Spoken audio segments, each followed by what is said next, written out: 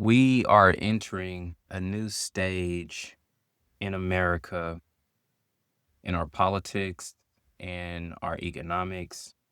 We're entering a new stage in the world as it comes to international relations, as it comes to diplomacy, as it comes to negotiations. And one of the things that comes to mind immediately is just Charlie Kirk. And what's very interesting is to watch cowards speak up on a heroic man. By cowards, I mean people who are not utilizing their God given gifts, talents, and abilities to go and build something amazing.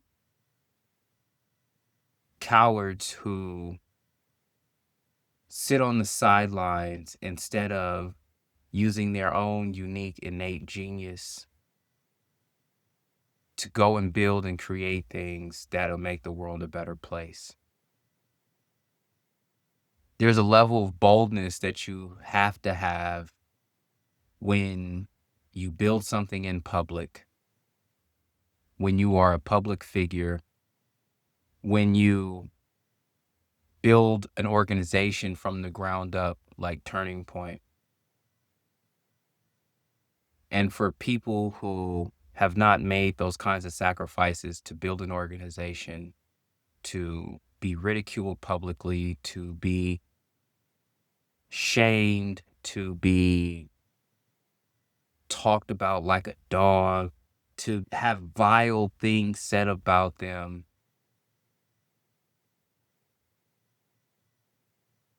you're a coward because instead of you building, you'd much rather try to tear something down. Now, I wasn't Charlie Kirk's biggest fan.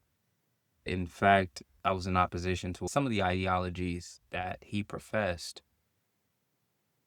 But in spite of that, I respected that he was willing to stand on his beliefs. I respected that he was willing to put himself out there. I respected that in spite of all the opposition that he encountered, that he was still brave enough to put his ideas out there and to build a movement of like-minded people. It takes guts, that takes courage. And when I watch people be happy that he's dead, it's one thing to be happy that he's dead, right? It's another thing to say those things publicly. Very interesting part about it is that even though I might detest that kind of speech, it still is your right to say it. You have the right to say all these vile, nasty things, but is it the proper thing to do? Is it the Christian thing to do? Is it the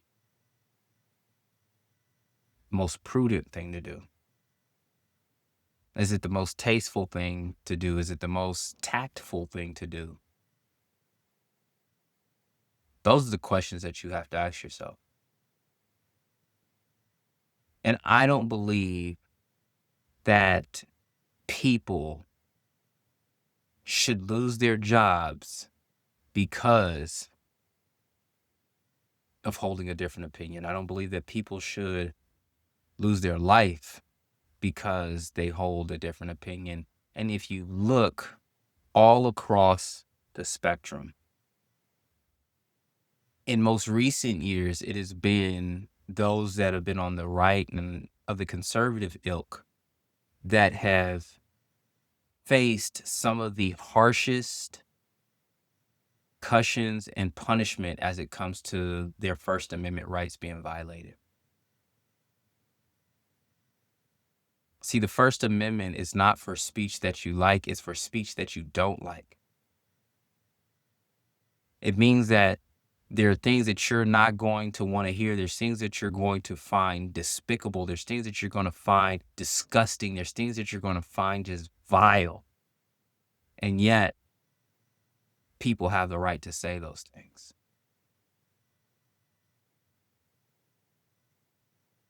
What's interesting about this Charlie Kirk assassination has been the implications on free speech. Here it is. Does free speech, does a difference of opinions, a difference of ideas mean that you should lose your life? Does it mean that you should lose your job? In fact, Kelly Carmena just was suspended from Southern University Law Center. Kelly Carmena is a professor at Southern University Law Center who just got suspended because of a post that she made on either Facebook or Instagram saying like, yo, I'm not feeling bad for this dude. Like, I do wish death on these kinds of people. I don't think that she should be suspended because of that. I think that she has the right to say those kinds of things. And what's interesting is being a professor at a university that you should have the right to say those things.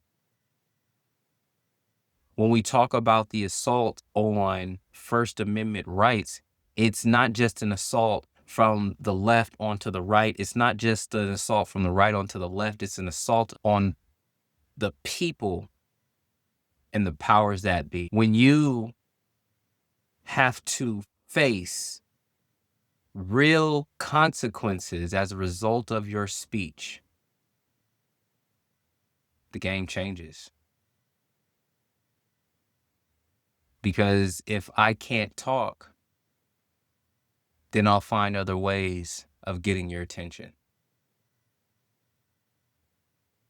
If I'm unable to articulate what I need to say, then I will find other ways of getting said what needs to be said. Instead of me saying what needs to be said, I'll do what I feel needs to be done.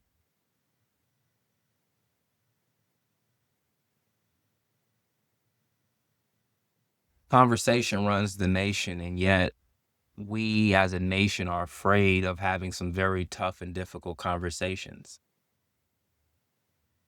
What happens is there's conversation so that we can get an understanding, and then there's conversation where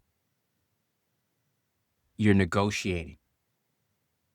And oftentimes, many people think that they're negotiating when they really should be having a conversation for understanding. With understanding, there has to be also a level of respect of, hey, we see things differently. We've processed this data differently. So I respect that based upon your experiences, based upon your background, based upon your analysis, that this is how you see things. But hey, this is how I see things.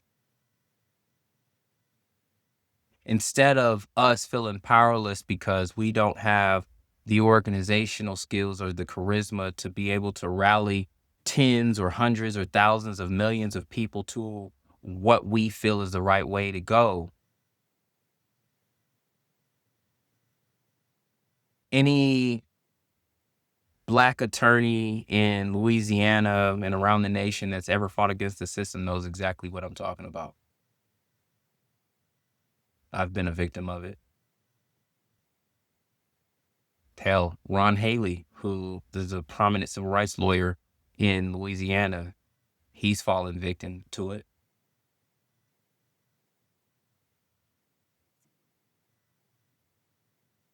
When you have to pay real consequences for doing the right thing, for standing up for what you believe in, you look at the world differently. You don't want to hear anybody else's excuses about why they couldn't do things.